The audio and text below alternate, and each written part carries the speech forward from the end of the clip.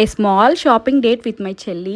మా చెల్లి నన్ను ఎంత మిస్ అవుతుందో నాకు తెలీదు, బట్ నేనైతే మా చెల్లిని చాలా మిస్ అవుతూ ఉంటాను. చిన్నప్పటి నుండి ఇద్దరం ఒక చోటు ఉంటే అసలు పడేదే కాదు, ఎప్పుడు కొట్టుకుంటూనే ఉండేవాళ్ళం. అలాంటి మేము ఇప్పుడు ఇంత క్లోజ్ అయ్యాము. బేసిక్ గా కలిసి ఉన్నప్పుడు వాల్యూ తెలియదు అన్నమాట, ఒకరికొకరు దూరంగా ఉంటేనే ఆ వాల్యూ తెలిసొస్తుంది. సో అలా ఆఫ్టర్ ఏజెస్ మేమిద్దరం కలిసి షాపింగ్ అయితే వెళ్ళాము. మీరు కనుక నన్ను ఫాలో అవుతూ ఉన్న వాళ్ళైతే మీకు తెలిసే ఉంటుంది. నేనైతే అర్ణవ్కి రెగ్యులర్ గా ఈ జూడియోలోనే తీసుకుంటాను వాడికి బట్టలు.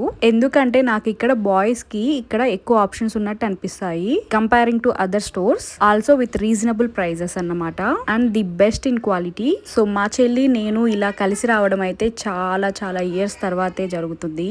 ఎందుకంటే నాదంతా కూడా డిస్టెన్స్ ఎడ్యుకేషన్. మా చెల్లితో కలిసి ఉన్నదే లేదు. After studies I got married. So నా తర్వాత 1 year కి తనకు పెళ్లి అయిపోయింది. అలా ఇంకా పిల్లలు వగేరా థింగ్స్ అంటూ బిజీ అయిపోయామన్నమాట ఇద్దరం ఒకరికొకరు. చిన్నప్పుడు నా బద్ద శత్రువు ఎవరంటే మా చెల్లె. ఇప్పుడు షీఈ్ మై క్లోజెస్ట్ ఫ్రెండ్ అన్నమాట.